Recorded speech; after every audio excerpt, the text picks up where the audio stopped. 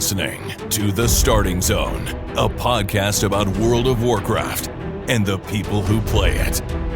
And now, here are your hosts.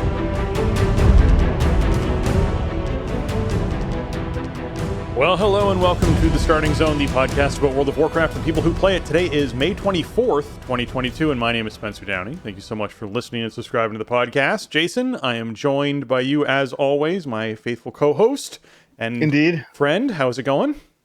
It's going well. We got a bit of a slow WoW news week again, even slower than last week. And as far as we know, there weren't any last-minute unpublished changes to the adventure guide as we were going live. So, if last week was the calm before the storm, this really has to be. The storm must be right around the corner because, geez, it's really calm out there. It's very calm out there. And you're right. There's no like alarm bells going off like there were last week where I had like 5 or 6 people messaging me being like, oh my goodness, they nerfed this, they nerfed that, all this stuff is nerfed. And I'm like, there's no notes. What's going on? And there's just them digging through the dungeon journal. So unless, they all missed something, or they didn't check this week. One or the other. Or maybe it's just lower difficulties. This is the new. This is the new mini game. It's like they just changed stuff in the adventure guide at reset, and then you have to find it, and then they publish it Tuesday night. And then you see how close you got. I don't know. That boss felt really easy. I don't really know what's going on. Oh, they nerfed it. Oh, they didn't tell us. Huh? What do you know? Anyways, we're good to go for another week in Azeroth. But before we dive in, Jason, there was some news around the ABK front and Raven front. Mm-hmm. Yes, huge news. Recently, was it yesterday? Yesterday. Yesterday. I'm getting a little fuzzy for me, but yesterday was the results of the Raven QA's unionization vote, and the union passed 19-3. This is the first of its kind in the U.S. at a major, AAA game studio, like an Activision Blizzard-owned studio like Raven.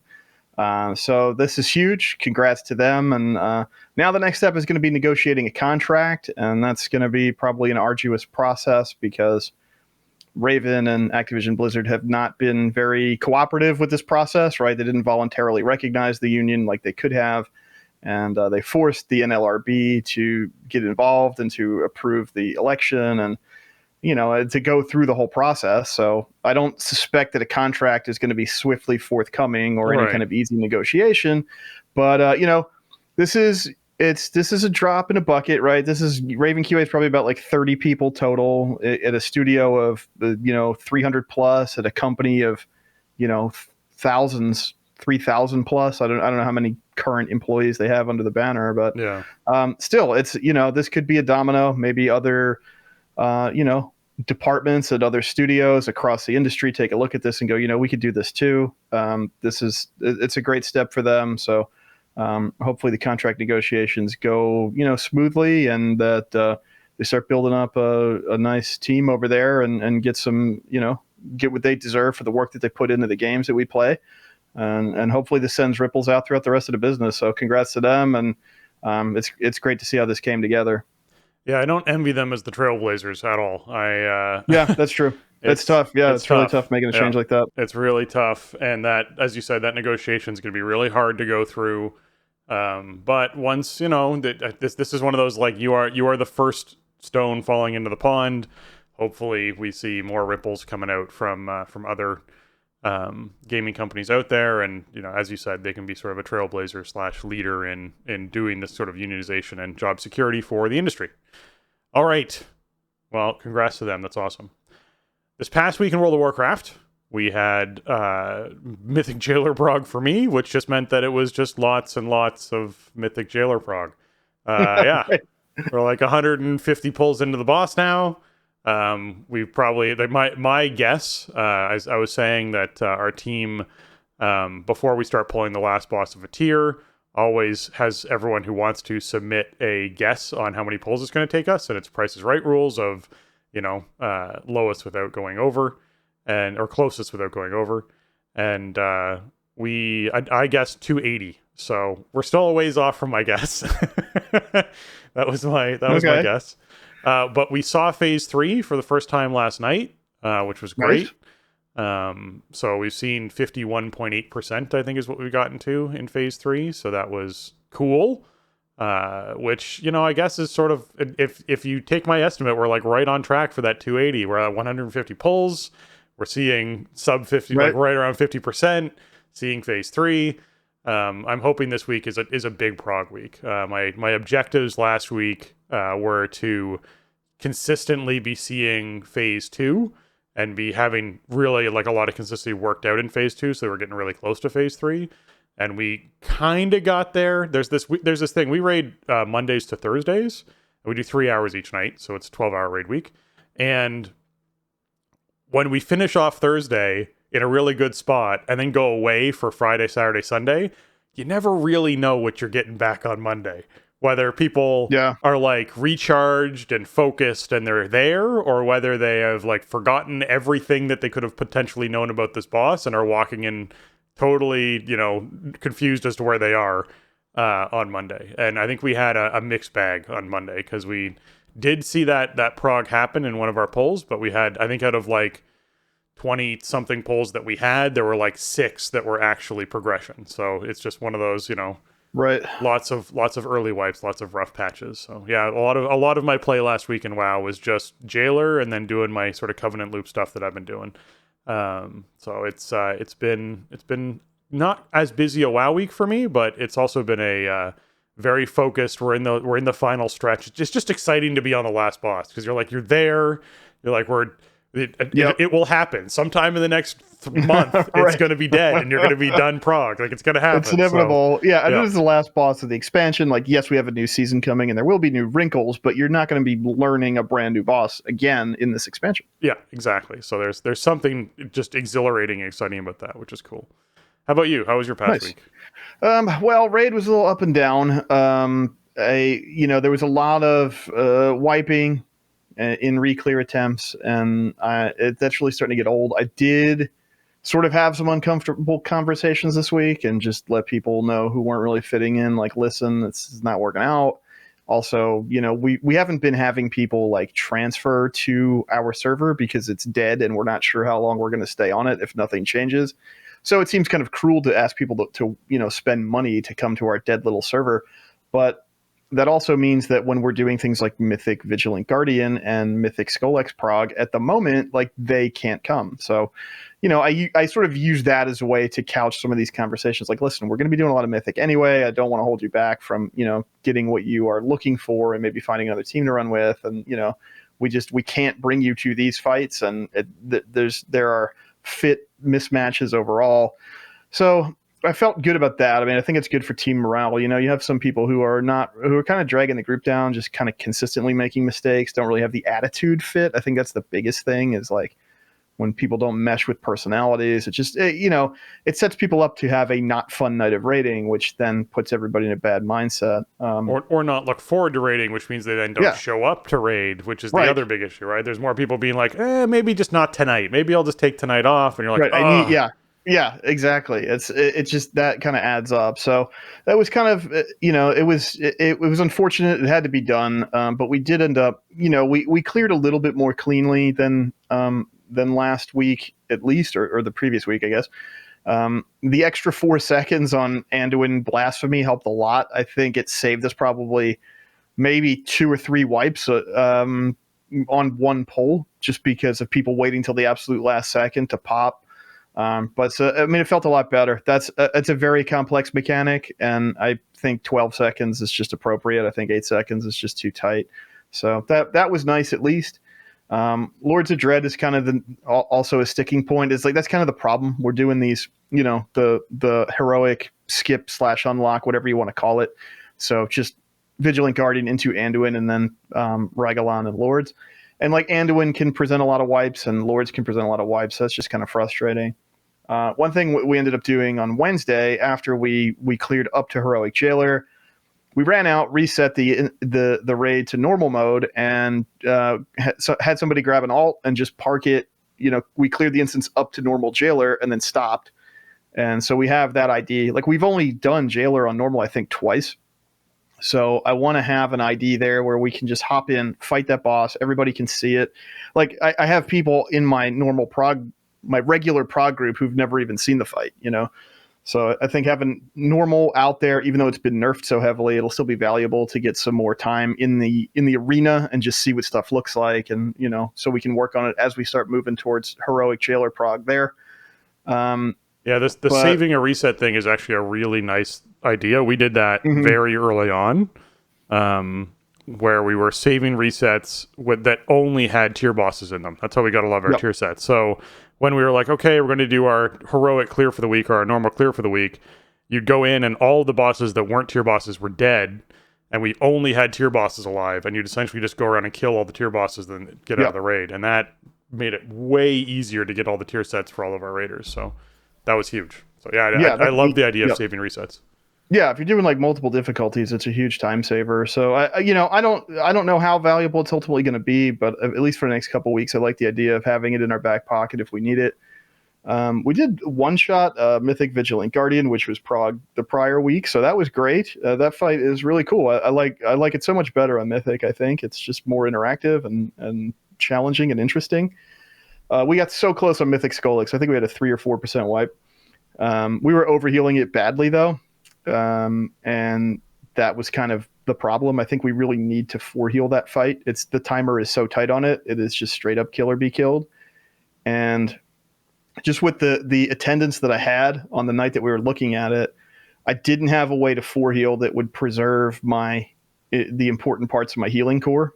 So I had my best healer switch to DPS, and he's like a top 3 or top 5 DPS. He brings a lot of DPS, but then we didn't have the heals to really sustain out over the course of the fight. So I just need some more options.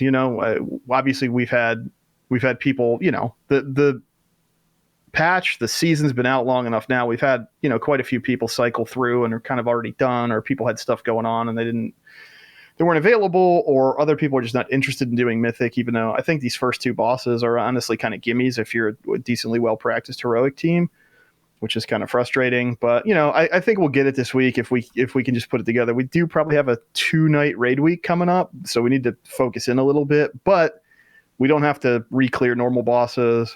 Hopefully we'll have like a nice, tight re-clear on heroic and keep things moving. And so we should have plenty of time. Like, we have the strat, we know the dance for Skolix at this point. It's just a matter of, can I get these 2 healers plus 2 other healers and then like a good complementary spread of DPS, and then we'll win. So right. That's cool. I mean, I really like Mythic Skolix too. It's more interesting. It presents like a cooler sort of challenge than heroic, but it doesn't feel ridiculously complex. It doesn't feel like they're throwing stuff at you just for the sake of doing so, which is a thing that I generally don't like about Mythic raiding, is that feeling that I get.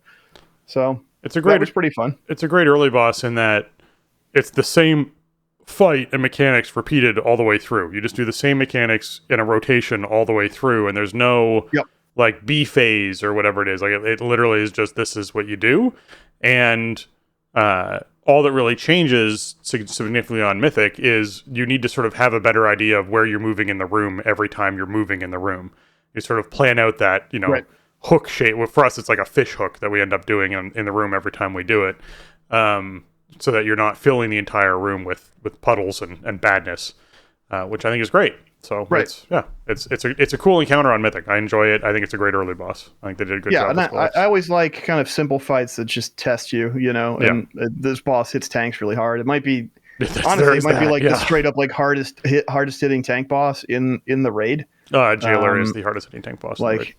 I mean, yeah. Well, Halandris was pretty bad too, but they fixed that because it was ignoring DRs. Well, Jailer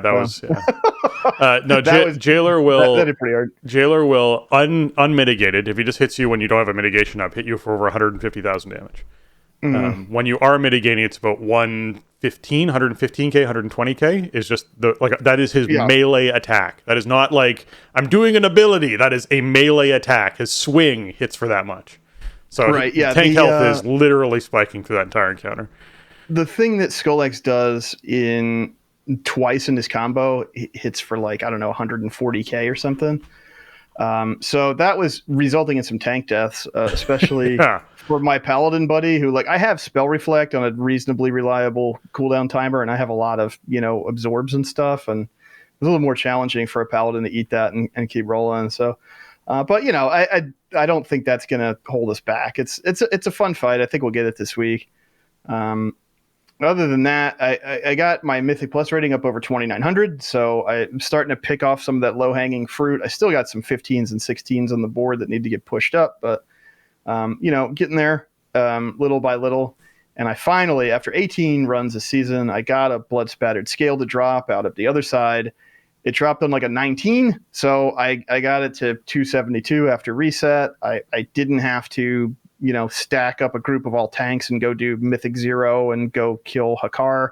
I didn't have to sit in, NA Alliance, Dungeon Finder, and hope some like +7s or something would pop in. I did one low one, I think, all season, and that was with guildies just this week, actually. So that's great. I've had to prioritize that dungeon way more than I wanted to over the last, little bit of time here because it is such an important item to have at relevant item level. And there's no other way to get it, really. Like, the vault's not reliable, so you just have to prioritize the key and hope for a drop. So that finally came through. My gear is pretty much complete now. There's some optimization I can do and some 6 item level upgrades available in some slots and stuff, but there's nothing I'm really gunning for where it's like, well, I need this because of reasons. Like, I feel comfortable with what I have access to, so that feels nice. Everything else is just a bonus now. I took a socket today out of the vault so I could, socket up my 278 neck. I only have one more slot that's socketable. It doesn't have one. So I'm close to being like, okay, my gear is fine. It's quote unquote finished. Like, yeah, I could get some bonuses, but there's really nothing major, which is a good feeling after the frustration that I've had with certain slots up to the last couple of weeks. And other than that, I've just been, doing a lot of alt stuff. I'm up to 3-piece on the mage. So the mage should be, what I consider done this week after some more relics.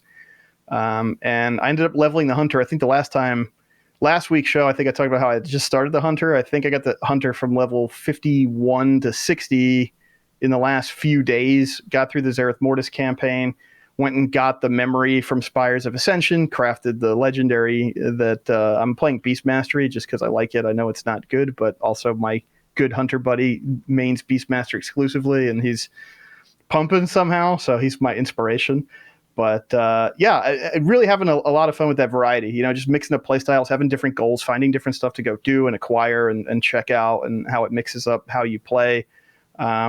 It's a little bit much to maintain on a regular basis, but at this point, like, I'm not playing the alt tanks unless somebody is like, hey, why don't you bring your low tank to a thing that we're going to do, like a low key or a time walking or whatever, because they're pretty much done. Like, I'll do patterns and then they sit because I'm focusing my time on the characters that need Sandworn relics and need Cosmic Flux and all that. So that's cool. I think I'm probably done with that for now. I don't think there's going to be another alt in the pipeline soon, but once I get the mage and the hunter kind of situated with 252 cipher gear and 4 set and all that, then I think I'll probably just work on Covenant stuff just kind of casually as we go and go from there. So yeah, never really thought I'd end up even wanting to do this stuff, but it's been really rewarding over the last month or two to get involved with it because I've had a lot of fun. I think I've seen the kind of potential in this expansion that I didn't think was going to be realized maybe, say, a year ago.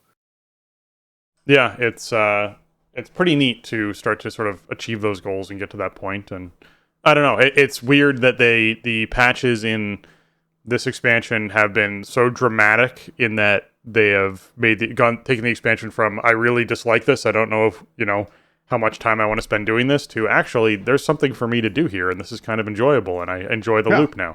It's remarkable that they managed to U-turn as hard as they did with 9.2. So. I didn't think it would be possible, honestly. Yeah. For at least for me personally, I didn't think so. I didn't want to. I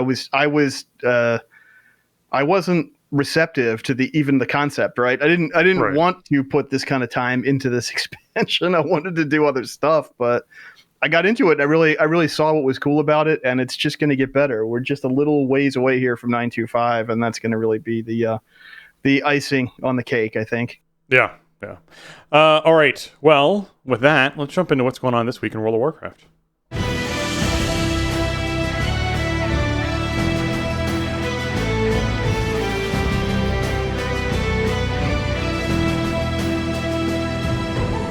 All right, this week is Wrath of the Lich King Time Walking event, meaning the sign of the Scourge is up, where Wrath of the Lich King reputation gains from combat and quests are increased by 50%. And of course, there's a quest to complete 5 of the Wrath of the Lich King Time Walking dungeons, which is Azul Narub, Gundrak, Halls of Lightning, the Forge of Souls, the Nexus, and Utgard Keep. And of course, you can get your cache of normal sepulcher gear out of that, if that's what you're looking for. And so this is only the second time we've seen the refreshed dungeon pool since 9.5. That's true. Yeah, no more Utgard Pinnacle, all Utgard Keep. Yeah, Utgard Keep is great. I like both the Utgard dungeons, though I kind of wish they were both in here. But getting rid of Pit of Sauron is a huge upgrade. That dungeon is cool thematically, but was a little bit too complicated for time walking. I think Forge of Souls is a bit easier. And I think Azul Narub is probably, more straightforward than... It replaced Ahn'kahet, the Old Kingdom, which was not complicated, but it had a lot of different routes you could go that would kind of lead nowhere in a time walking kind of context. So, right. Azul Narub is a lot more directed. So, these are great dungeons. This is a great era of the game. We got Wrath Classic coming out sometime this year. It's Wrath, man. What are you going to say? It was one of the great times ever, and these dungeons were designed to be quick runs that people were queuing into, really. I mean, I think they probably knew Dungeon Finder was coming in the Wrath cycle, because these dungeons were, 20 minutes, half hour, like even when they were brand new. So, yeah, this is, they're fun dungeons. Are really thematic and just really well realized. Great runs. And yeah, if you need to gear up, a giant army of alts, you could live in time walking this week and probably have a good time. Yeah. I think the tuning's really good too. I mean, I did some TBC time walking and stuff was just melting if people had, 4-piece and legendaries and stuff. It's like, that's what we want, right? You don't want to challenge with these match-made time walking dungeons. You want to go revisit these places, see these creatures and bosses and stuff that live in them, watch them explode and go on to the next thing. It's tourist mode for sure. It's revisit the old content. Yeah, that is the goal. We also have Ulduar time walking happening, since Wrath time walking is happening, and that means that Ulduar raid is up for you to essentially put together a group and go run up to 25 people.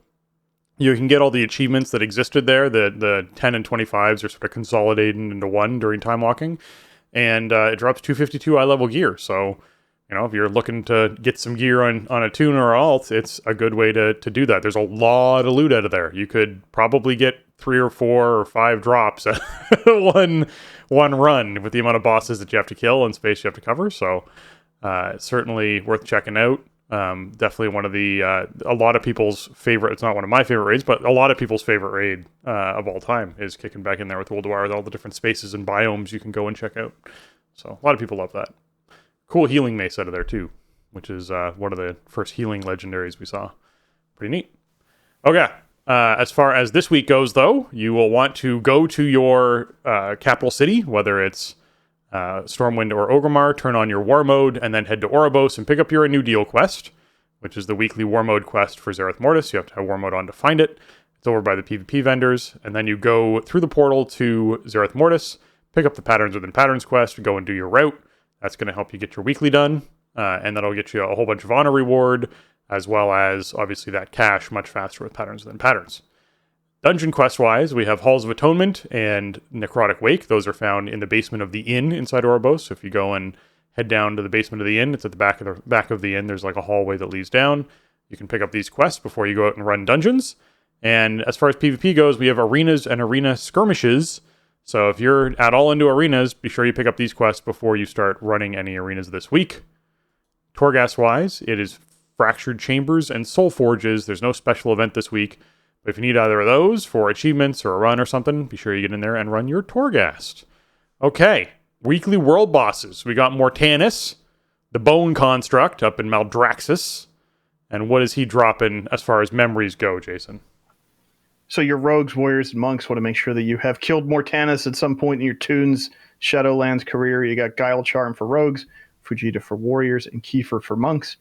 I don't know if any of these are interesting meta choices for any builds, but again, the biggest thing is if you have a tune that like you haven't played through the entire expansion on, if you need to rely on things that grant like a random legendary memory that you don't know, you don't want these in the pool because they're so easy to get. These are guaranteed drops. Just go get them. Yep. Then there's also Morgeth, the Tormentor of the Damned in Desmateron, and Antros, the Guardian Construct in Zereth Mortis. Antros drops 259 eye level gear, so there might be some gear in there for you to go and kill and get and upgrade and potentially, catalyst into being some tier gear if that's something you're looking for. But all of these role bosses also drop a significant amount of anima, so if you're someone who's trying to collect a bunch of anima, that is certainly worth doing, and Antros counts as 20% towards your weekly Patterns in the Patterns quest, so it's an important one to kill after you pick up that quest. All right, Mythic Plus affixes for the week are Tyrannical, Bolstering, and Explosive, meaning bosses have more health and inflict more damage. When slain, non-boss enemies' death cry empowers their allies, and it boosts up their health and their damage, and that affects stacks, so keep that in mind. And then Explosive, where while in combat, enemies periodically summon explosive orbs that will detonate if not destroyed. So, okay. Tyrannical bosses are tyrannical bosses. You're going to have tyrannical weeks. We just sort of take that and we set it aside and go, does anything sync up with this? Well, Explosive does for some bosses. There's going to be some bosses that spawn adds. The boss itself can spawn one explosive orb. Each add can spawn explosive orbs. So you are going to have to pay attention to explosives. It's just being a little bit more heads up, a little bit less on autopilot when you're doing dungeons. Keep that in mind with explosive. Bolstering doesn't affect bosses as long as you don't drag a bunch of trash into bosses, you're fine. So I think that this overall is probably one of the better Tyrannical weeks because you just really don't have things that sync up with Tyrannical. If you're looking to actually get those big IO scores for Tyrannical, this is probably a pretty great week for it.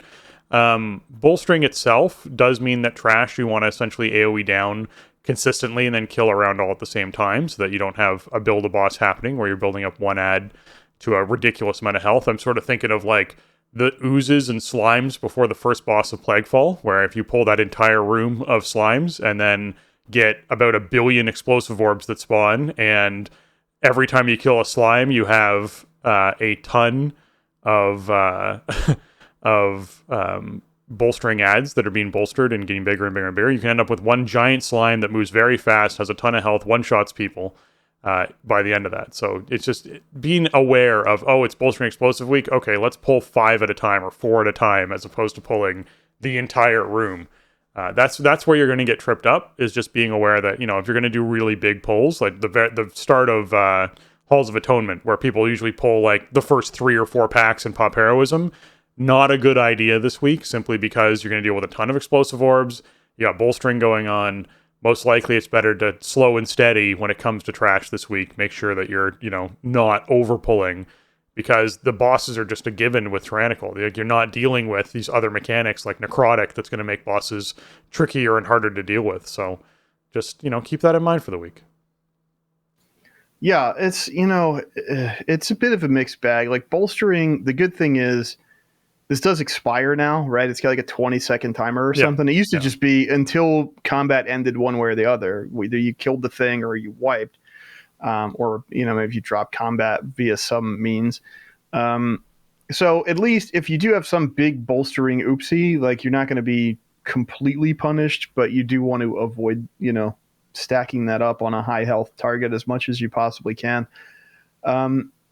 Explosive can be extremely distracting and problematic with Tyrannical on certain bosses. Mists of Tyranicythe is going to be really hard this week because those bosses have a lot of different targets that are all explosive eligible. They're going to be alive a long time. You're going to have to target switch a lot, which is going to make the bosses take longer to kill. So there are definitely situations where it can be difficult. So you have to just take into account which keys are you looking at, which dungeons are you stepping into. Explosive pop really easily, but if they're too far away, you get even on the last boss in Mists, you get the little grubs spawning in, from a far corner or something. They could pop an explosive right away. It's just something you got to pay attention to, and you're already going to be taxed by the bosses. So overall, I think it's an okay Tyrannical week. This was, I believe, the first week of the season that we saw. I seem to remember doing some Tyrannical bolstering explosive very early on in season 3 and going, man, this is really hard. This is too punishing for the first week of the season. So it's not going to feel like that. We've gotten quite a bit of power since the first week of the season. So it should be a pretty decent week to scoop up some Tyrannical rating.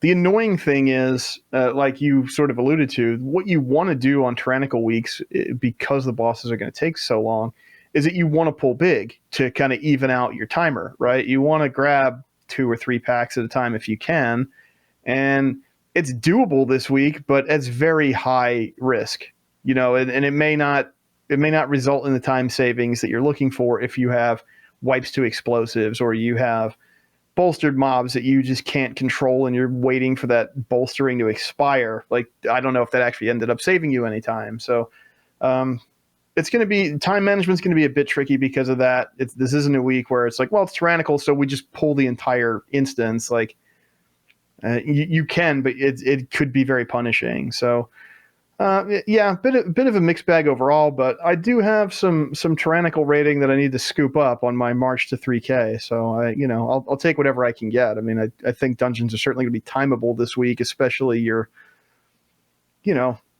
think of maybe a dungeon like Necrotic Wake or something, right, where you have sort of these very scripted pulls that you can do. The timer's generous. You have the Kyrian weapons that can inflict massive damage to the bosses and stuff.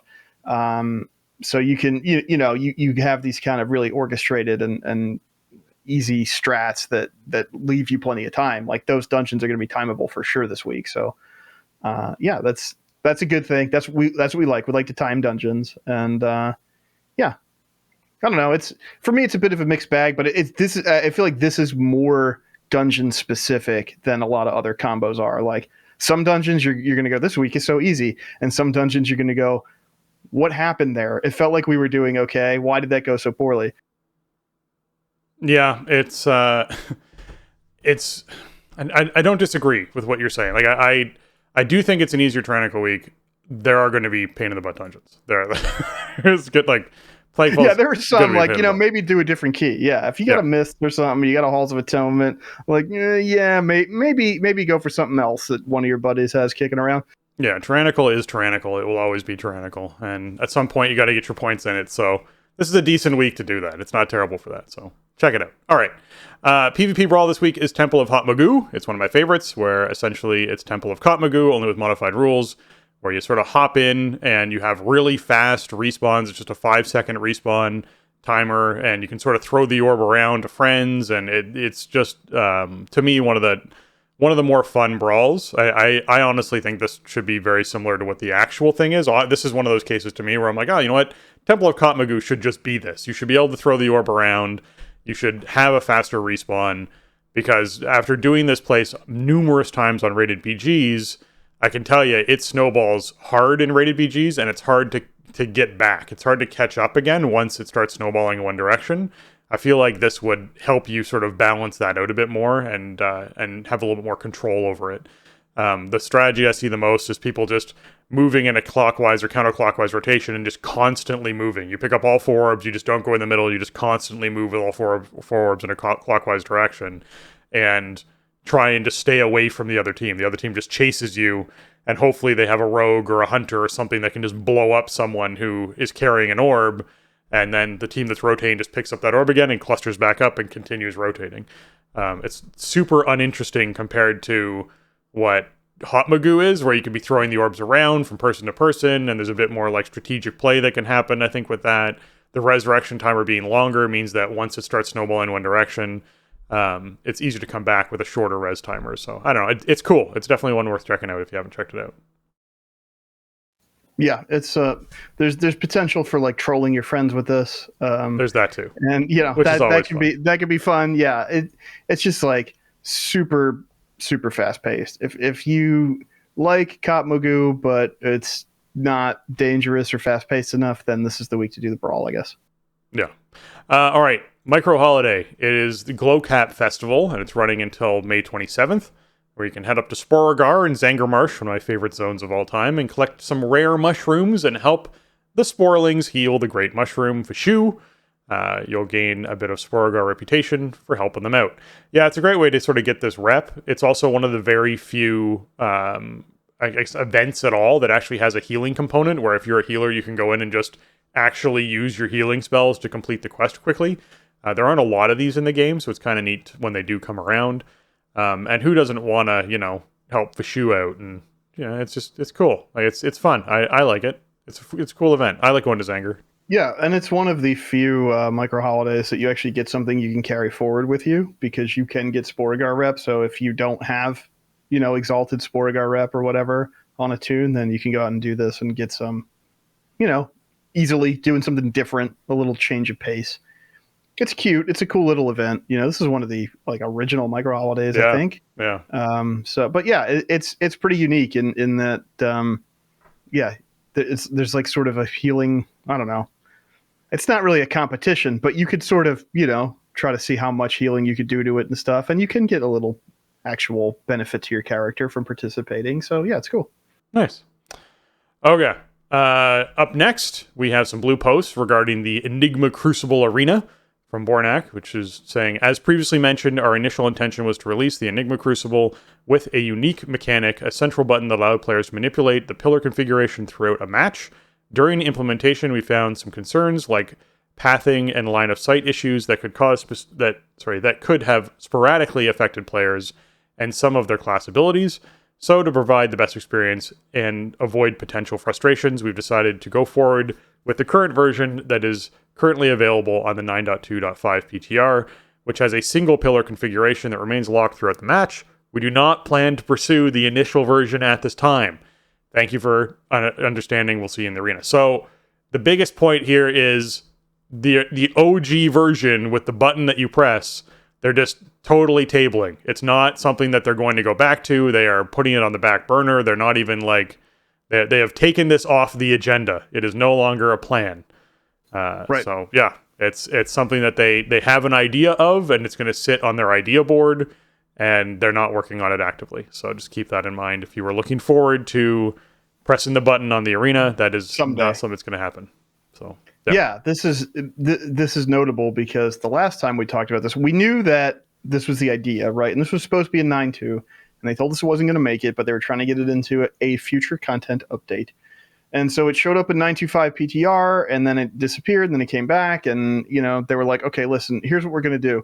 We're going to have it just as the arena, and we're not going to have the moving columns at this time. So check it out.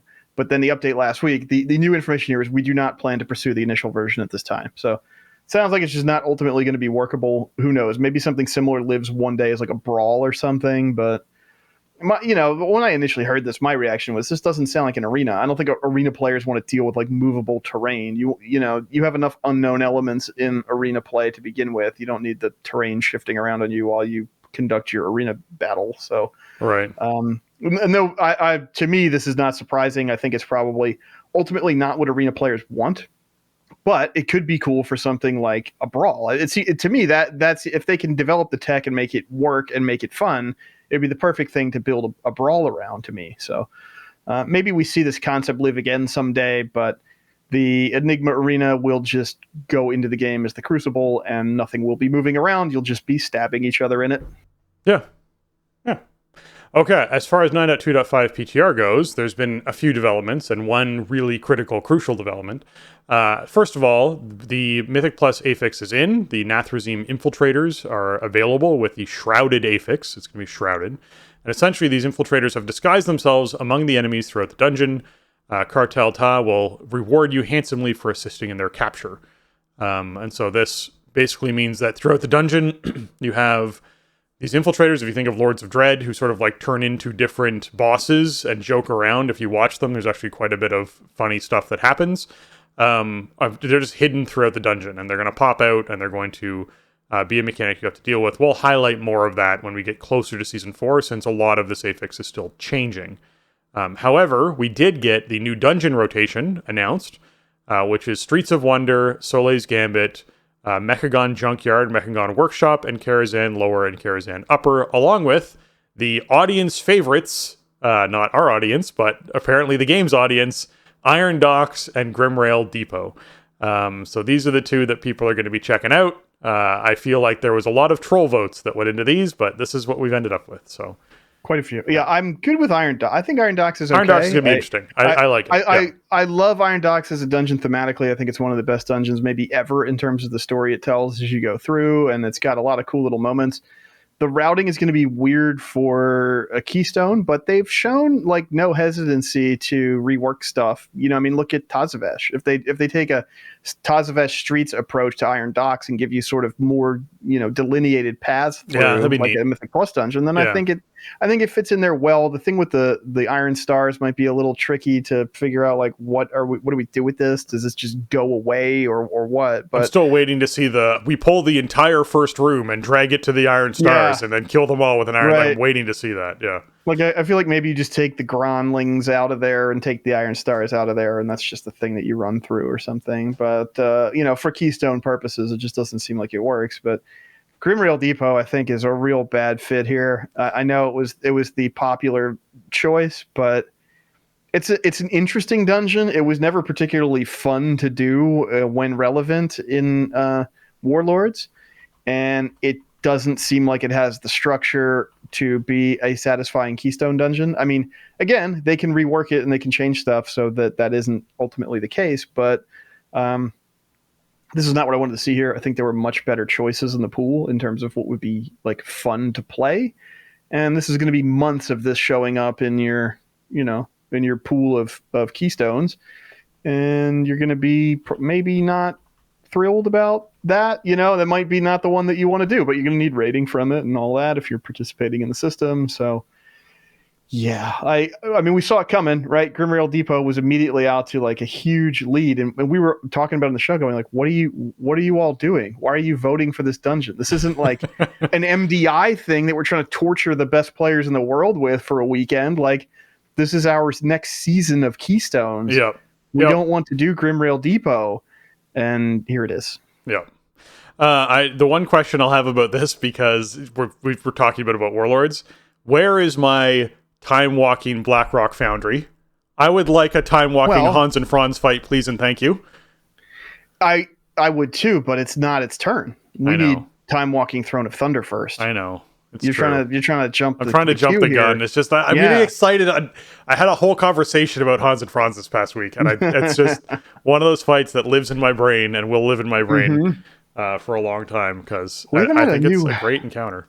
Like, when did time walking Firelands come out? It's been a while here. We haven't gotten a time walking raid this expansion, so we're definitely due for a Mists raid to come in. So maybe in Dragonflight. Yeah, I think it was 3 years ago or something when Firelands came in. It's been a long time. Yeah. All right. When it comes to the last bit of news, we basically got a release candidate tagged on the PTR. So the current PTR build for 9.2.5 is a release candidate, which means we could see it as soon as next week. It could be next week, it could be the week after. We will see what they choose to do. It basically just means that they are happy with the current build that's on the PTR, and the likelihood of doing other changes still exists, but it's, that they feel comfortable enough that they could release what's currently out there. And you might be going, all this talk about 9.2.5, what is even coming in 9.2.5? Because, like, we know about Season 4, but we also know that Season 4 is probably decoupled from this launch. It's not going to start until sometime after 9.2.5, so we're not going to see it in the next couple weeks. Well, this is what would initially come on launch. We would get cross-faction instances. So basically, players of opposite factions could start doing their Mythic Plus together, could start doing their raids together. So that is coming right off the bat. That's a big feature. That's a big one to look forward to. All right. We have the Heritage Race quest lines for Blood Elves and Dark Iron Dwarves. Those are kicking in. So there's extra rewards for those, extra content for you to do as those races. That's also big. We have new travel forms for Druids who are looking forward to that. There's going to be new lore conversations, as in, we walk up to NPCs and sort of like basically stay a while and listen, kind of like click on the text chat, and then the mob walks off and talks with someone else, and they have a conversation. You get some lore info. A bunch of that's going to be added. Presumably, it would be all post-jailer stuff, which might be neat, because some of these conversations might end up being around what comes next, and there might be little teasers about what's coming next, at least for those characters or their relationships with the people they've met inside Shadowlands. And then, last but not least, Renown changes for alts. This is the guaranteed Renown gains after like level 9s inside Torghast. Like, you just start getting Renown guaranteed. There's a catch-up to Renown 60 for alts. There's a bunch of Renown updates for alts to kick in there to make the game friendlier. So there is friendlier stuff coming. Actually, let's see here. I can tell you exactly what it is. So yeah, Torghast layers 9 to 16 now guarantees a Renown. Mythic Plus and Mythic Plus dungeons now guarantees a Renown. Defeating Shadowlands raid bosses guarantees a Renown. Winning a rated battleground guarantees a Renown. And there's now a Broker Mark of Distinction, which will increase your Renown of your current active Covenant to 60. It used to increase it to 40. So keep that in mind. So they're buffing that item. And then Renown Catch-Up is accelerated through Renown 60 up from 48. So if you're someone who isn't buying one of these tokens, let's say you don't have a max level character and you're playing the game, you will be gaining that Renown Catch-Up system, which is essentially you get double Renown for certain things, up to level 60 as opposed to 48. So, or Renown 60 up from 48. So yeah, lots to gain there, and keep that in mind. Also keep in mind the update to the Blood Elves and Dark Iron Dwarves comes with mounts. You actually get like this flaming Dark Iron Dwarf kind of mount, which is really cool. So definitely keep in mind. It's the Grim Howl mount is what it's called. So definitely worth checking out. Yeah, this is exciting stuff. Some other things too.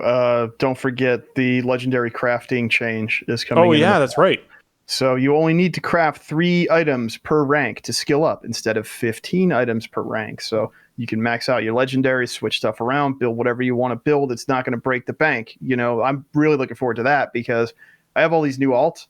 I don't have like maxed out leather working and tailoring. So I've been holding my breath to be able to max out these legendaries. Also, a change that hasn't been documented but has been observed on PTR, so we don't know for sure that this is definitely going to ship. But it's been this way all PTR, and previous alpha beta PTR was never like this. On 925 PTR, all Torghast wings are open all the time. There's no rotation.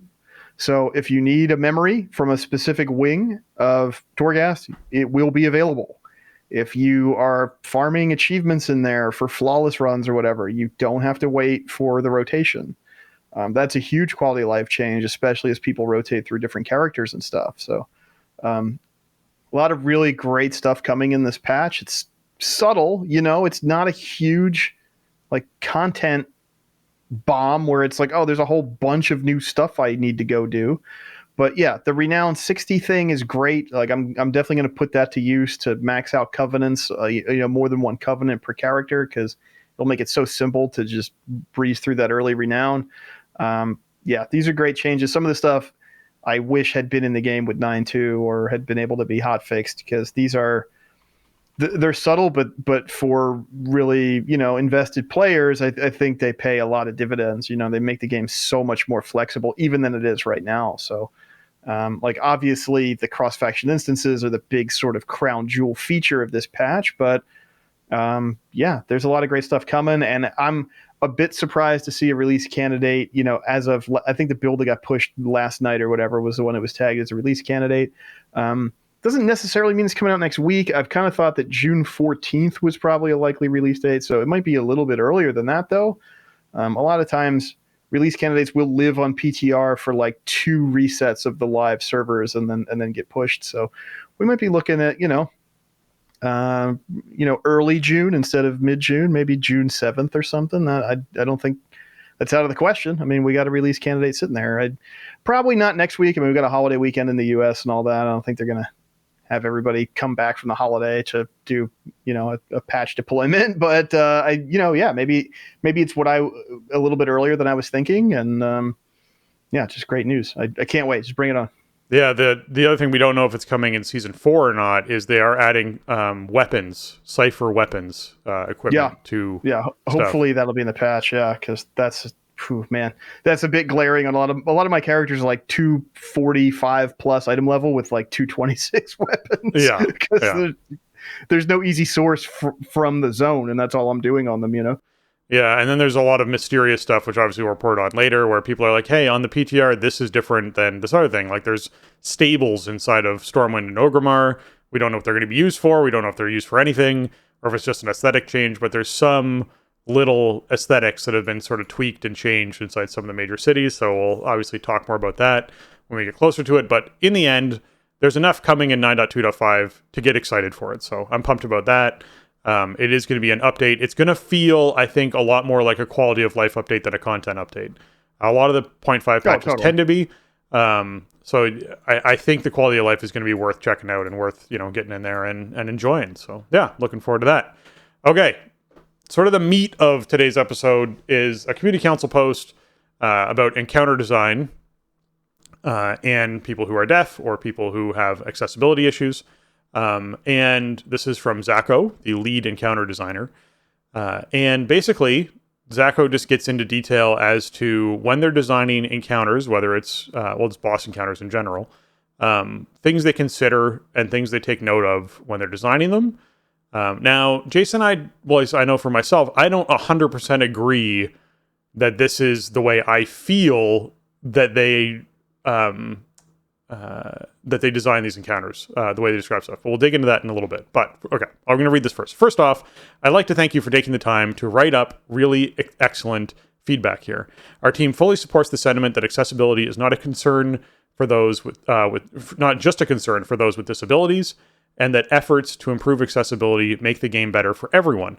Posts like this do a great job for helping us gain insight into ways we can level up as developers.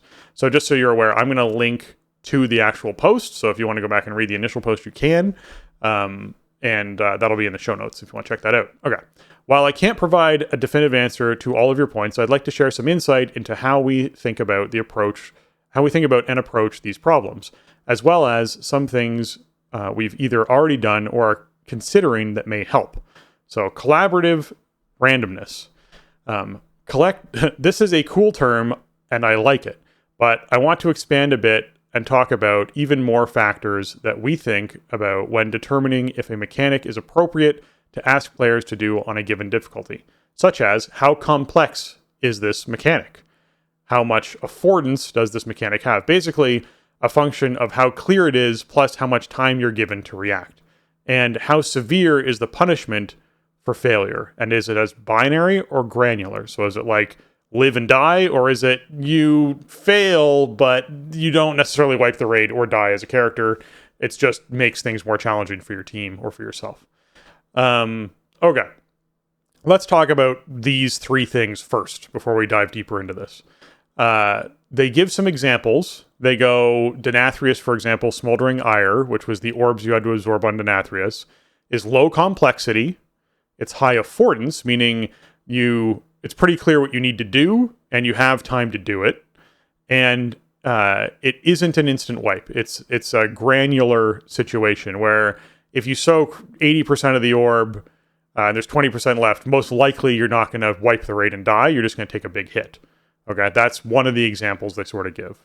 Whereas a boss like Painsmith, they go, it's low complexity because it's just spikes moving across the room. It's pretty clear where there aren't spikes, moving to the space where there isn't spikes. It's medium affordance, meaning that it's reasonably clear how it functions, and you're not given a ton of time to react to it, but you can react to it. Like so it's medium affordance, and the failure is very binary. If you get hit, you die, and that's just how that one works. It only affects one person, and so if a couple people make this mistake and they die, you can potentially recover from it and continue the fight. And then Lumo Fates, Fate Scribe, we're gonna sidebar that for a second, just talk about this, because Lumo Fates is one of the ones that Jason and I don't necessarily agree with the assessment on, but we will get into that. So, okay. I like that they're breaking it down this way, Jason. I think the fact that they talk about how complex the mechanics are, the affordance of it, and they define what the affordance is and how they're using it, because it can be taken a few different ways. So they're basically saying affordance is how clear it is to understand what's happening and how much time you have to then react to it.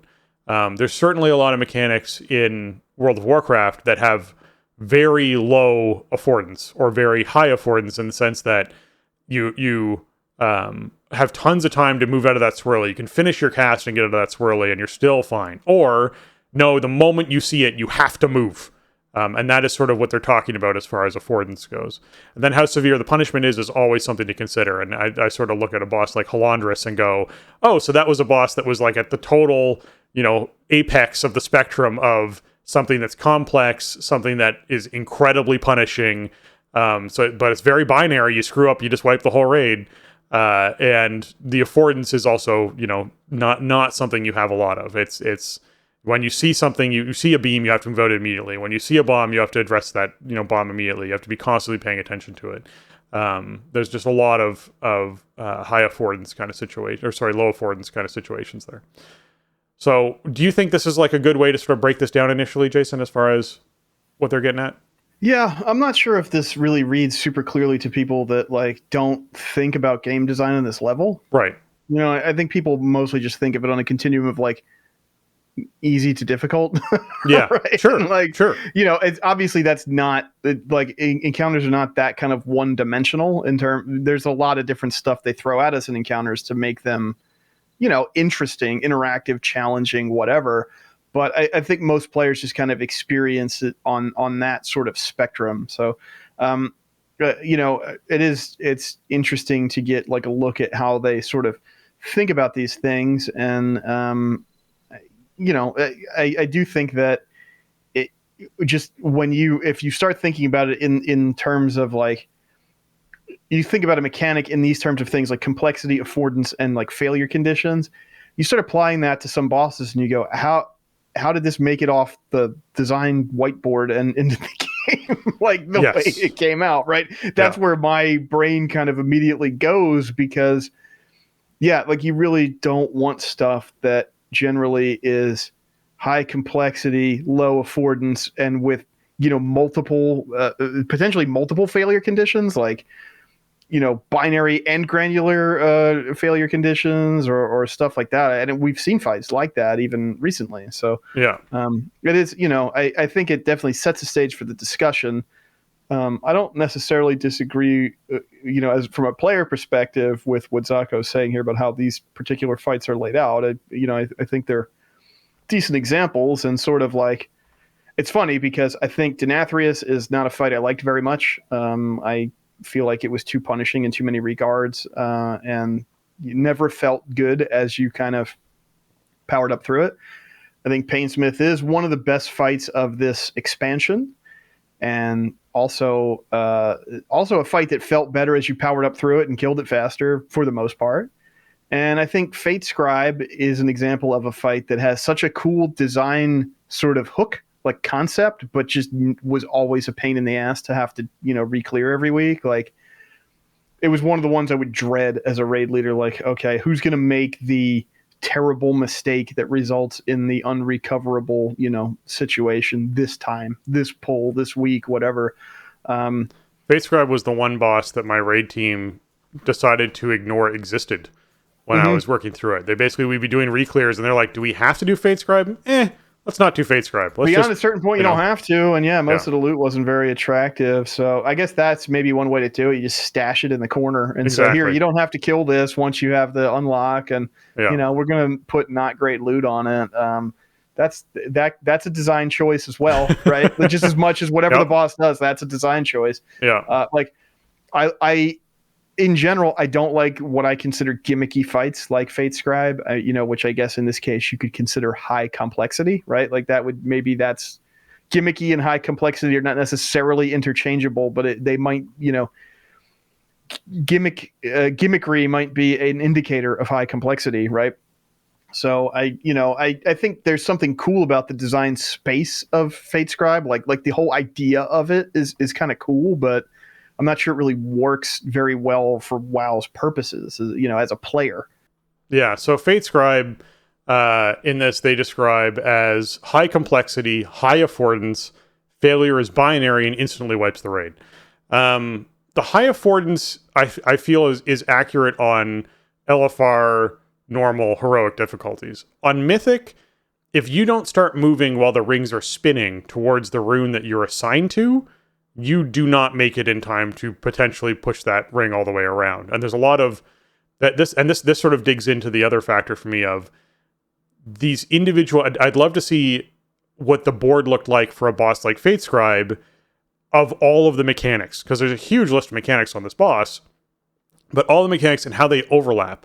Because one of the biggest things that's happening while you're doing Loom of Fates is there's orbs being shot out from the boss that if they hit you, do a ton of damage, and there's a ton of orbs that are being shot out, so much so that people would assign characters with immunities like paladins to pop their bubble and then just run and gather orbs during that phase to try and reduce the amount of orbs that were there and try and help people who are doing the Looms of Fates be able to actually do the loom without dying.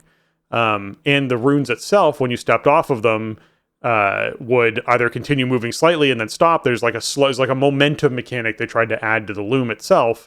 And so that was also to try and help having to step off to dodge these orbs when they were taking place and meet the timer that was needed for those mechanics. So I do feel a little bit like the high affordance is probably a medium affordance for me, but I don't know. That was just me and my raid team. Maybe we weren't as good as other raid teams. But it's one of those bosses to me where how the mechanics overlap, I think, really speaks to the difficulty that comes in. The mechanics individually, I think it's neat to rate them this way. I'd love to see, okay, we can't have, like, what their rules are, right? Where they're like, we cannot have a high complexity, low affordance ability happening at the same time as a low complexity, medium affordance ability. We can't overlap these two, or like whatever. I'm sure there's rules where like we don't want to overlap these sorts of mechanics. And if we do, it has to be a very specific particular thing, like a pan-ultimate boss or, an end boss where this kind of overlap might take place. So I'd be curious to see that in their design. Okay. Anyways, he goes on to write, note that this is simplifying a bit and doesn't account for what else is competing for your attention while the mechanic is happening. Hence, as I said, other mechanics. But it's still a useful model to help evaluate the impact of a mechanic has on a fight. When it comes to the Loom of Fates, I wonder if you'd feel less like add-ons are a requirement if one or two of the following were true. Fewer things were competing for your attention during the mechanic, as in you have avoidable elements, there's no ads, etc. happening.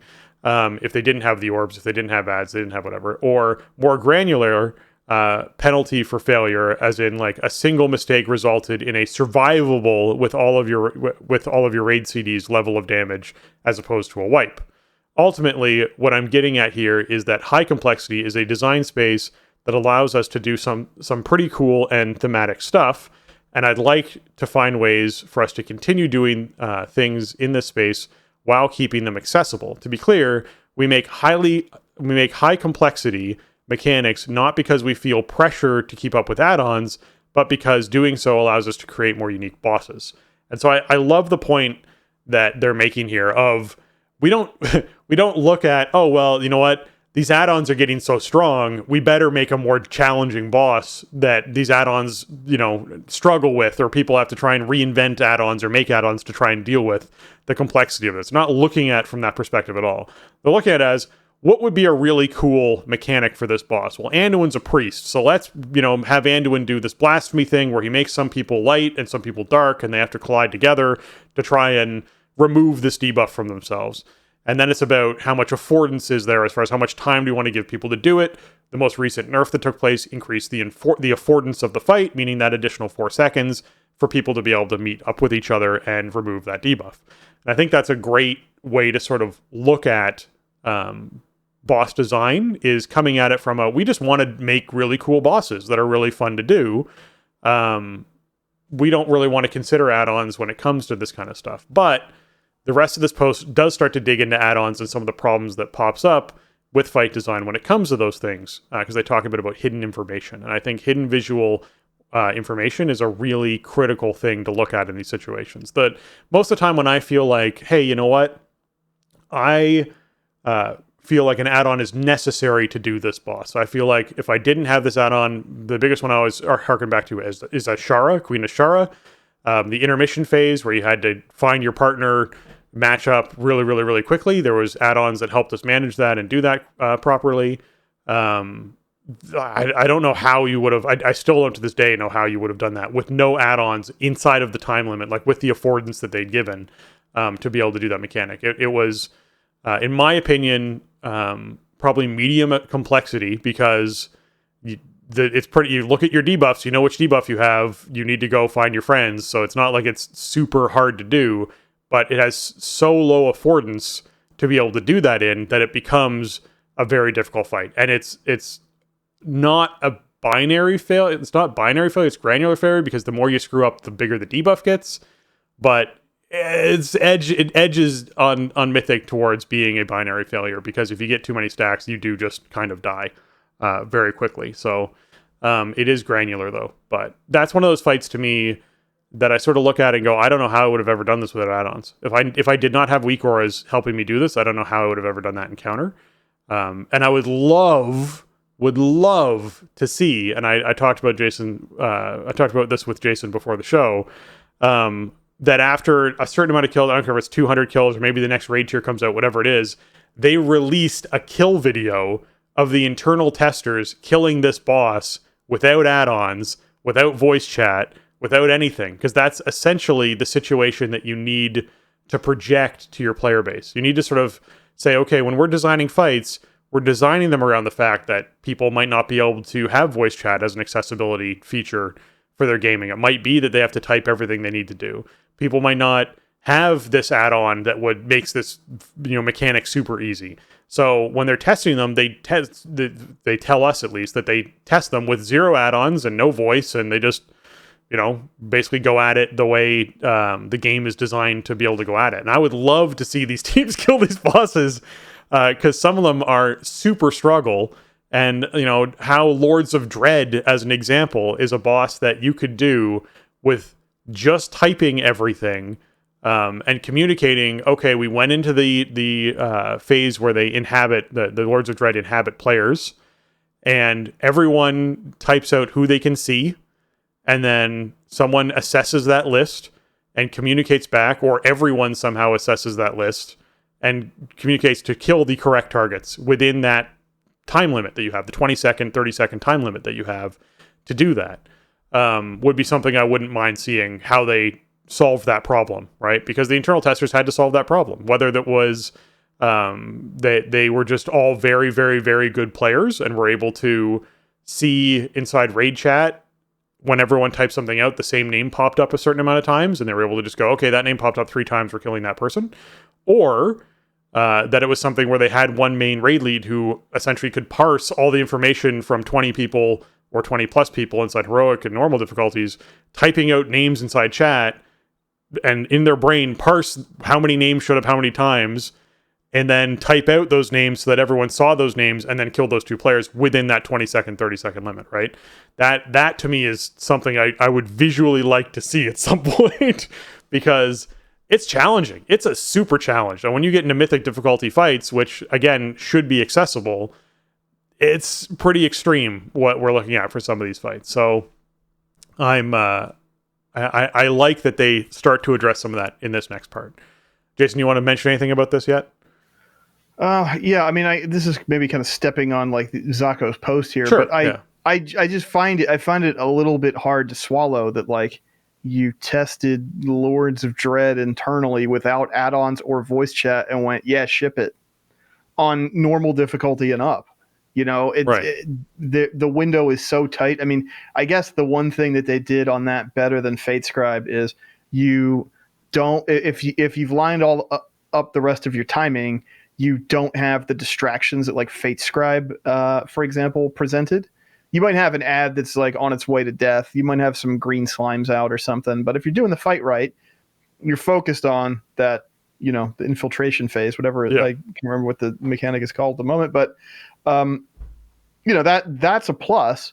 But yeah, it's way too much information to parse and disseminate, and for people to like internalize and go, okay, that means I need to find this target in my frames and then attack them. Okay, then switch to the other one. Where are they? Okay, like that mechanic is difficult enough to succeed at with add-ons and voice chat. And it's not, to me, it's not like difficult in a rewarding way, right? It doesn't feel like you're overcoming a challenge. It feels like you're succeeding at some guessing game or something. Like it's not, it takes you outside of your character's typical gameplay so much. And that's what I really don't like about it. So, I mean, I think the initial post from the community council member was really good. It had a lot of really specific examples from the last few years of rating and included a lot of good stuff.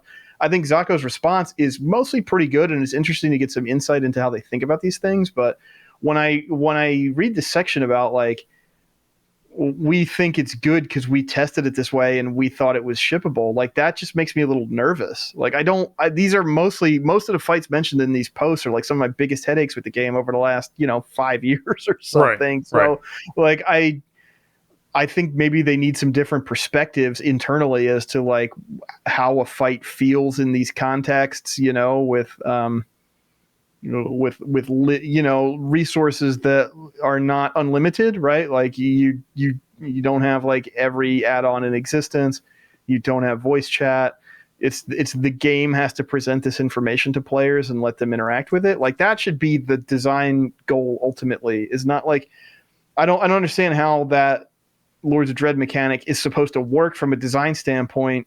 Like, chat is not workable for that mechanic. It doesn't afford you enough time, I don't feel like, under any circumstances. Even I think you get like 45 seconds on normal. I don't think it's anywhere near enough if you're going to do it solely via chat. So how does this, I don't know. It's just a little hard for me to swallow that, like, yeah, we test it without this stuff and make sure that it's possible. Like, I don't know. I mean, Zako acknowledges they have room to improve. And I think every time they kind of swing for the fences with a weird boss like a Fate Scribe or a Lords of Dread, that you do have those opportunities to do it better next time and present something unique and interesting to players without having it be frustratingly random or something like that. And I don't think they've hit one square recently with the really weird bosses. Like, I do not have good memories of Mechatork. You know what I mean? Like, it's just not. Yeah. It's tough because they don't want every fight to be a tank and spank. They don't want every fight to be patchwork. They don't want every fight to even just be like stack and spread all day long, right? They want to have different stuff to do, but you run the risk of having these mechanics that are unworkable and sort of like immersion breaking. Like, they take you so far outside of what your character is doing that it's just jarring. And I definitely feel like Lords fits the bill in there.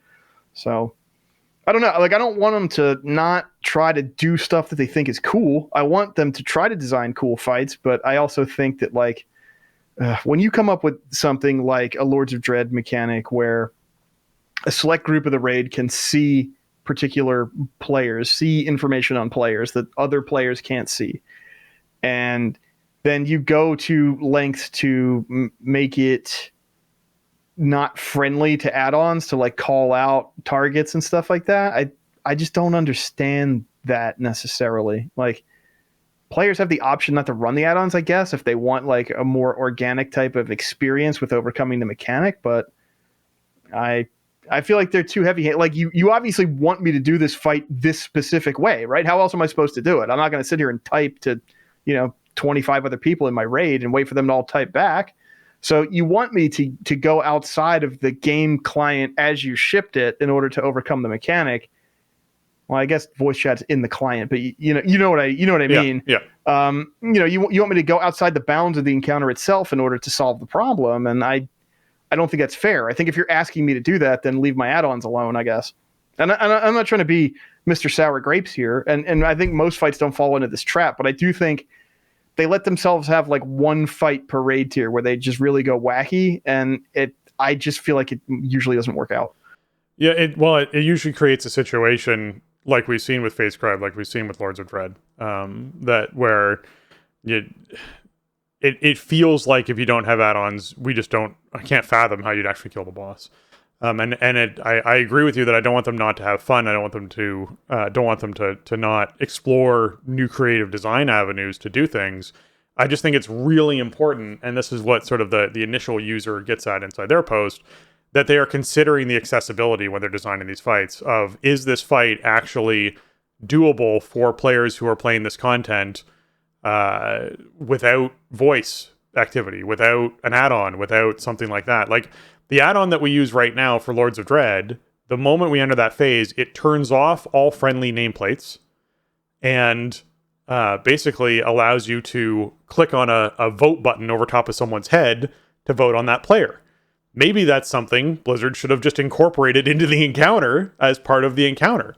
Right. Because and that's sort of the OP's point. They kind of mentioned that about the Lords encounter specifically, is like, add-ons do this thing with the interface. Why doesn't the game just do it? Exactly. Yeah, because it's that situation of the first time we went into that phase, and I wasn't using that same add-on. I was using a different add-on to do the voting stuff. My entire screen exploded with nameplates. There were it was 30 people. It was heroic difficulty, and my entire screen exploded with nameplates. And I was like, I can't see the character who has the wings. I had to press V to turn off my nameplates. So you turn that off, and then you start trying to track people, and people are moving, and you're like, I don't know where this is, or people are stacked on top of each other, and there's no way to really vote.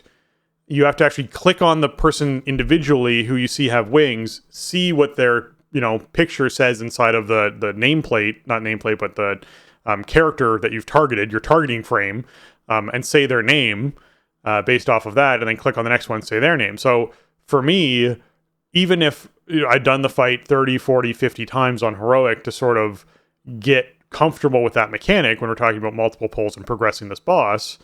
So the moment we enter the phase, I'm now pressing V, it removes all the nameplates. I click on, I start trying to find the thing to click on. And no one's moving anymore because everyone's learned not to move during this phase. I click on the people I want. I type out one name. I then click on the other person. I type out the other name. I hit send. That, raid leader, whoever is now processing that information to actually say who we're supposed to kill. Again, that 20-second, 30-second, 45-second, whatever it is window that they have, depending on the difficulty you're on, is really tight because you then actually have to DPS that target down. You still have to do the damage to actually kill the target to get out of the phase. So yeah, I'm with you that I don't understand why there needs to be 3 or 4 steps for a player to sort of do and manage versus, as the OP had initially said, just saying, you know what, why is it that when we enter this phase, it doesn't just turn off everyone's nameplates and put a little vote thing over top of someone's head? Like, I don't understand why that's not just do that in the UI. I'm with you on that. I mean, design a cool fight, but design features for the UI or how the UI behaves to accommodate the cool fight, so it's accessible. Like don't stop at the mechanics the boss does. Yeah. Make the whole encounter cool for the player. Yeah. The OP even sort of mentions, like, if you did that, it would be more like Among Us, which is what the game that the mechanic is emulating in the first place. And it's like, yeah, that really makes a lot of sense. It's kind of like partially delivered in a way, because I think if the game itself, via the default UI features, call outs, etc., like just made it more palatable to perform, then it would probably make the fight way more fun. Yeah. Right. Part of the thing is, like, and I mean, I get it to some degree, right? Because they like to make these fights really thematic. You're fighting dreadlords. Dreadlords are these masters of deception, right? So they're literally like deceiving you within the fight. They're feeding some players false information. They're giving players incomplete information, and then they have to draw their own conclusions. Like, there's something thematically cool and interesting about that. But when it comes to being like a WoW raid boss, it just doesn't. To me, it just doesn't really click. It's just this weekly headache of like, okay, what's going to go wrong this time? And then the other thing too is, I foresee this being a problem with Lords. It hasn't been a problem yet, but I foresee that it will be. It certainly was with Fate Scribe. It certainly was with Mechatork. Is it as latecomers show up and people rotate through the group and new people come in and haven't seen the fight before, then it's a whole relearning process that is very punishing to the group when the newcomers are the unlucky contestants that have to now learn this mechanic that everybody else knows in front of the whole class. You know what I mean? I'm just proud of you for not bringing up Amber Shaper yet in all of this conversation. Yeah. Well, that really wasn't an accessibility issue, really, because like well, it's the same thing of bringing in new people and having to relearn, right? Yeah, and just the randomness, right? Like that. Compare a fight like Amber Shaper to a fight like Sokrathar, right? Amber Shaper, somebody got transformed into the vehicle. You had to react quickly, and you had to know, okay, when this cast goes off, I have to push this button, interrupt it. Yeah, that was stressful. It made the fight basically suck. Everybody hated it that I played with. We only did it a few times because people just freaked out about getting transformed. Sokrathar was the tank, learns how to pilot this vehicle, and once you get your mechanics down, then you have a very powerful mechanic to use in the fight, and only one player ever has to do it, at a time. So you really only need one player in your raid. If they're a consistent attendee, only one player needs to know how to do it, or you have maybe like one backup for them. I think there's ways that you can have those cool moments or add these weird elements to fights that mix up the gameplay without being so punishing to an entire raid group. And that's a good example of something like that. Yeah. These are just like, if a newcomer comes in on a fight like Sokrathar, it's like, okay, stand with the group and don't do anything too stupid, right? Like a newcomer comes into a fight like Fate Scribe or Lords of Dread, it's like, well, buckle up, because you're inevitably going to get picked for the mechanic that you don't understand and have no practice with, and we're going to die because of that. So let's go, and like, that's not fair to the person in that position. It's not fair to the people that are established in the group. So they're just pitfalls that hopefully they can get better at avoiding. Yeah. All right. So this post goes on and talks a bit about hidden visual information. And this is where Mechatork sort of comes in. He goes, Spark bots on Mechatork were a lesson for us on the experiences of players who don't have the option of using voice chat. Since then, anytime we make a mechanic with hidden information or other puzzle elements that require players to communicate on the fly, one of our requirements is to confirm through playtesting that it can be reasonably completed without using add-ons or voice chat. In Shadowlands, this requirement has been applied to fights like Mistcaller, Hilbrande, Fate Scribe, and Lords of Dread. So this is where Jason sort of initially said, oh, so they actually tested this without add-ons and voice chat for Lords of Dread, and was, perplexed earlier and concerned about what that could mean. I will say Mistcaller and Hilbrande are great examples of fights where you could actually type out no circle on Mistcaller, or type out, the way I do it, of like yellow, red, purple, orange, or something like that, right? For Hilbrande, and be able to actually let people know which ones go where. You basically just, on one line, type out the first two, which are at the front two, and then the second line, type out the rear two, and you can actually do that without requiring voice to be able to do it. But I again challenge that Lords of Dread and Fate Scribe would be substantially more difficult to accomplish that with, particularly Lords of Dread. Hilbrande is a good example of a way to do like limited hidden visual information for a small group and make it workable. Yeah. You could even do, I think the OP mentions this in their post, you could do, because each of the colors of the runes match a color of the raid markers you could drop on the ground. So and I might just start doing this actually when I'm in Gambit, is just drop the color in front of the console it goes into. And that's pretty clear as long as people can see colors. Which, I don't know if that could be a color blindness issue. That's a whole other thing. I mean, ultimately there are going to be problems that you need to use different methods to solve when it comes to stuff like this. And I don't think they should just straight up avoid doing this ever, but yeah, there just have to be tools, right? And yeah, something like Hilbrande, there's a bunch of different ways you can do it. You have plenty of time, and it's a small group, so there's not a lot of information to parse. Well, and the learning process of color blindness also came into play with Mechatork, because initially the buttons that you got inside of the robot were just color coordinated with the marks over top of people's heads. And then they actually added symbols to make one like a screw, another one a bolt, another one a wrench or whatever, to sort of like give a symbol so that people could actually use something in case colorblind situations. Because it was almost immediate that people were like, I'm colorblind, right. I can't do this mechanic. The colors they didn't stand out enough. And once they added the shapes, it made it a lot easier. And even for if you saw the colors that were being displayed by the software, sometimes it was just easier to call the shapes. Yeah. Okay. That said, we understand that a fight, that even if a fight can be done without add-ons or voice, it's still possible for players without those tools to experience a frustratingly large disadvantage relative to a fight's intended difficulty. We still have room to improve here, and hope to continue learning from and applying feedback like this as we make new bosses in the future. Even if we can't achieve complete parity, I think it's totally fair to ask for designers to be considerate of players who can't use voice and to provide reasonable in-game tools to bridge the gap. This, of course, brings us to, and then so they've moved on into another part of the post, user interface improvements. In-game communication tools are a big opportunity for improvement, and there's been a lot of discussion on the team around the topic of how our interface can be used to enhance communication. The interface updates coming up in 10.0 are largely focused on improving how the game provides information to players, but we agree that in the future, something like a ping system would be great for enhancing communication and would be very much worth exploring.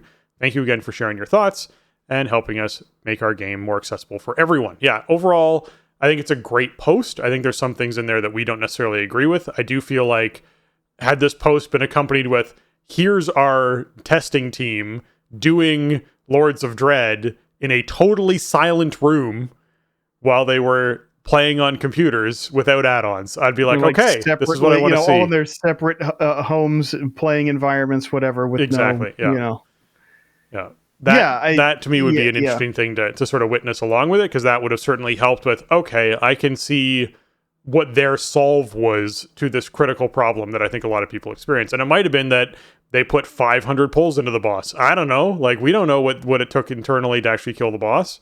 And we don't know what they did. So it's hard to sort of judge that. But I do love the very end of this post mentioning a ping system. How many times have you been in a raid and someone gone, so do you see where I am? This is where I want the boss, and I'm going to move from here over to here. And they're sort of running their character around. Everyone's trying to find where that character is. They like put a skull icon over the person's head so you can sort of track where they are. How much nicer would it be if you could just like ping an area and like a beacon of light that blinks appears in that area or something along those lines, and then can continue pinging to show where something moves or where something's going or what you need it to do. I think a ping system would be great. I think it would be terrible if you had it inside raids and it was accessible to everyone in the raid as opposed to just people with assist or whatever it is. And I think if you couldn't disable it, that would be another issue. I think pings are great. I think having someone irritatingly spam pings throughout an encounter would be super frustrating.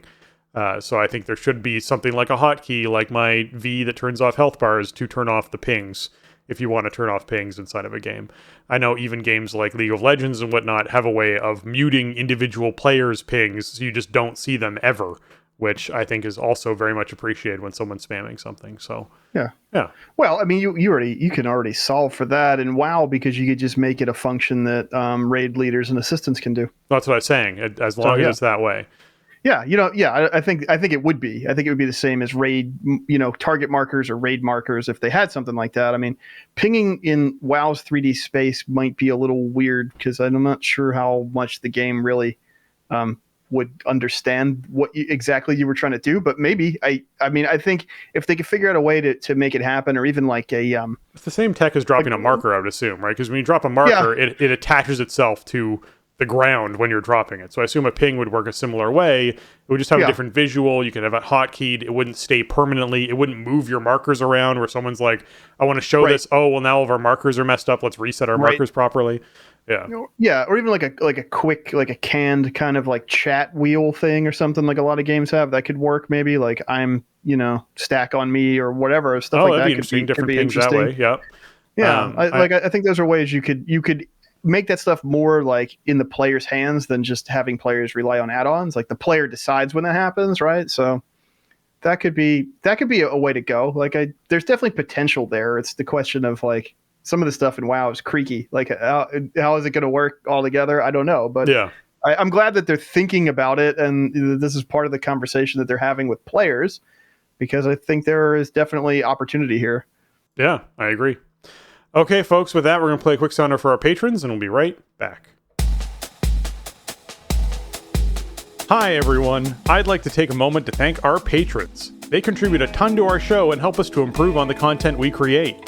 Today, I'm giving a special shout-out to Arajian, Celian, Infark, Kapawi, Mibble the Mighty, Nick, and Shorel.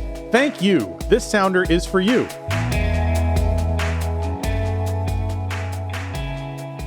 All right, yes, we have a Patreon over at patreon.com/thestartingzone. If you want to jump in and support the show, we always appreciate all of our patrons, including our newest ones, John H. and David H. Thank you so much for jumping in and supporting the show. It means a lot to us, helps us put out these great episodes and pay for all of our hosting costs that are applied with that.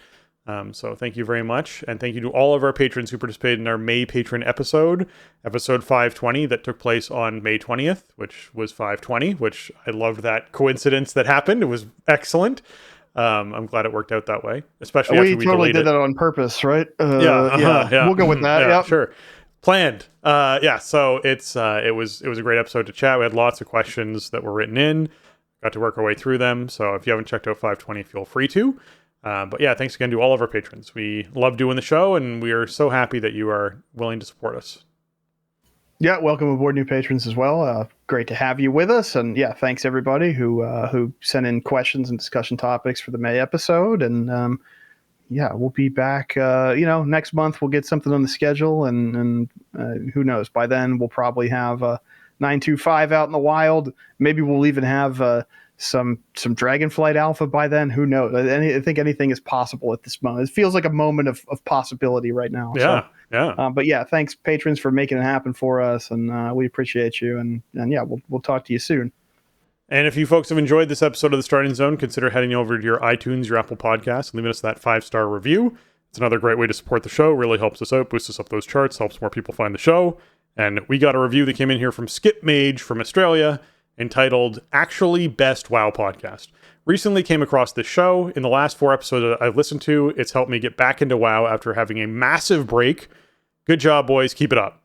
Well, we have a very active fan base in Australia, and I'm so glad you're joining in on it, Skip Mage. It means a lot to us to have you join the reviews that you've been adding your voice to. So thank you. Yeah, thanks for checking in. Yes, the passion of the Australian WoW community is potentially unmatched, really, when I think about it. So it's always cool to see international reviews too. It's great to hear from people who live in all different places all over the world. I mean, this game is such an international pastime, right? That could be an accessibility issue too, right? Not everybody playing it together necessarily speaks the same language. So, I think probably Skip understands most of what we're saying, but I don't know. But that is an element of the game too. Like it appeals to people all over the world. So that is an awesome thing about doing the show is that we hear from people from all over the world. So thanks for taking the time to drop us a line. Glad you're liking it. Glad we can help you get back in, because coming back from a big break can be pretty daunting. So glad it's helped out. Yeah, and with 9.2.5 just around the corner, you'll be catching up quickly, which is excellent. Yeah, that's for sure. All right, that wraps up episode 521 of The Starting Zone. If you like the show and want to leave us your feedback or submit a question to us, you can head on over to thestartingzone.com, the official website for The Starting Zone podcast, or reach out to us at thestartingzone@gmail.com or over on Twitter, or you can join our Discord, thestartingzone.com/Discord. It'll get you into our Discord channel, and you can chat with us over there. If you want to get your hands on some TSE gear, you can find that over at TeePublic. That's teepublic.com/stores/thestartingzone, and you can check out shirts and mugs and stickers over there. And Jason, where can folks find you on the internet? The best place to find me, as always, is over on Twitter. You can find me over there at Shieldwald, and you can also find me over on Twitch at Shieldwald. I'll streaming WoW 3 nights a week, although it's only been 2 nights this week. I think we're taking the holiday weekend off.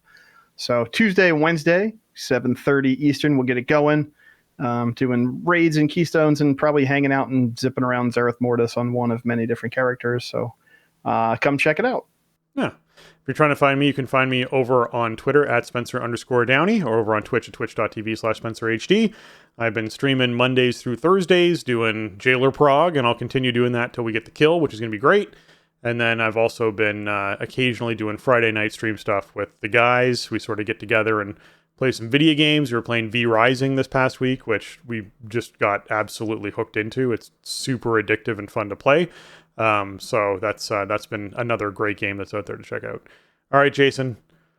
For Jason and myself, we want to say thanks for listening, and job's done.